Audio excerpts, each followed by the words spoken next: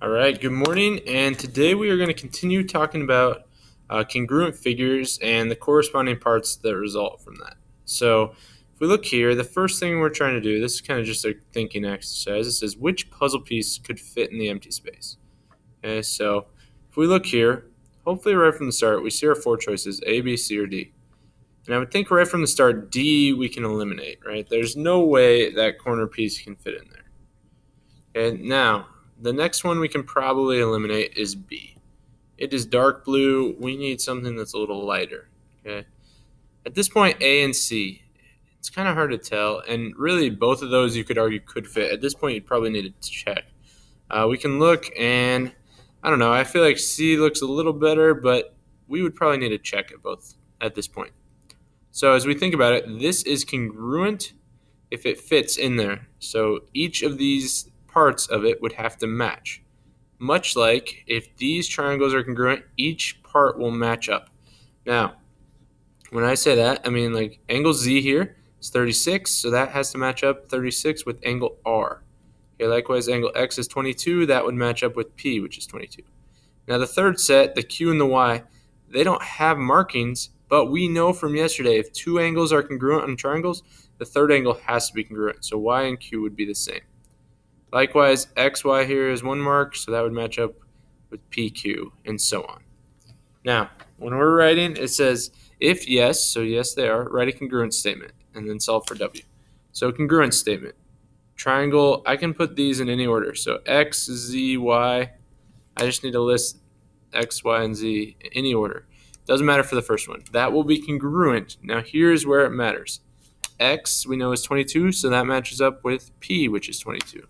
So we have to start with triangle P. That's a bad triangle, but okay. Next, Z. Z was 36, so that will match up with R. And then finally, Y and Q match up. Now, if Y and Q are the same, remember yesterday we talked about every triangle adds up to 180. So 22 plus 36 is 58. Take that away from 180, and we'll be left with 122. That's what Y is. And we know then that 122 has to be equal to that 4W plus 14. Okay, we can subtract the 14.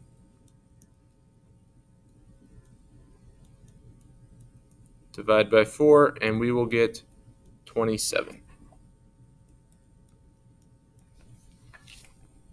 Now we look at the next one.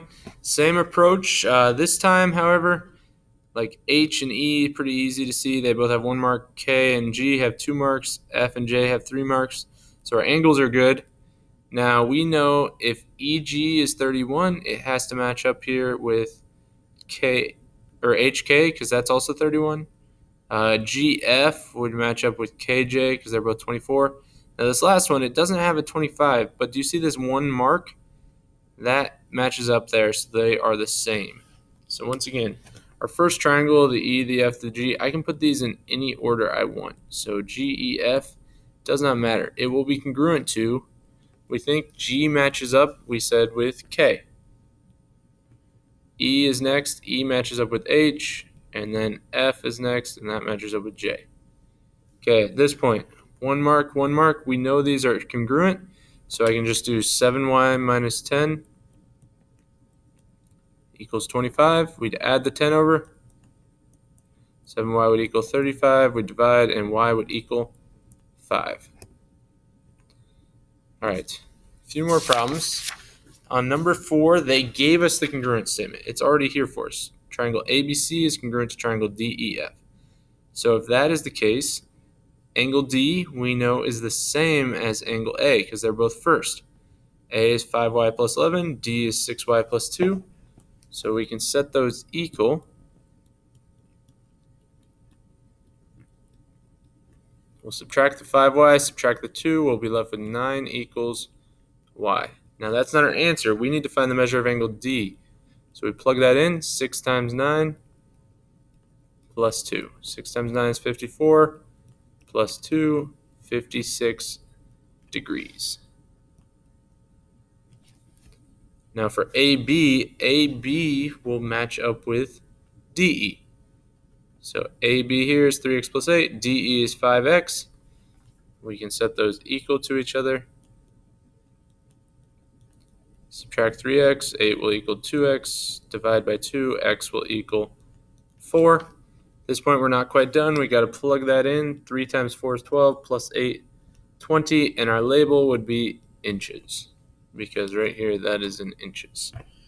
So remember, if you were talking about a side, it'll be like inches, centimeters, feet, meters. If you're talking about an angle, it will always be degrees. Okay, our final one, multiple choice. It says, what's the length of LM? Okay, and it tells us this congruent statement. So LM, it's the first two. So we know it matches up with GH. GH is 3x plus 26. LM is 6x minus 13. We can set those equal. Now the reason we know that GH here, we care about the 3x plus 26 because that's centimeters. This one is a degrees, so that would be for angle H. We don't care about that. So we'll subtract 3x, we'll add 13. Well, 39 equals 3x, divide, and we get x equals 13. But be careful, that is not your answer. Yeah, I know it's right there, but that's not our answer. We got to plug it in now. 6 times 13 is 78, minus 13 gives us 65. So that is all I have for you today. There is some delta math you need to do, so sign in and get that done. Hope you guys have a great day. If you have any questions, let me know.